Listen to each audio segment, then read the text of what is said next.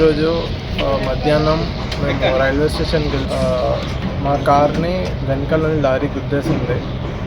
మా కార్ చాలా డ్యామేజ్ అయింది, బస్ లోపలికి వెళ్ళిపోయింది. మా మమ్మీకి కాలు దెబ్బ తగిలింది, నాకు కొంచెం ఇక్కడ తగిలింది. మా చెల్లికి ఇంకో చెల్లికి కొంచెం గాయాలయ్యాయి.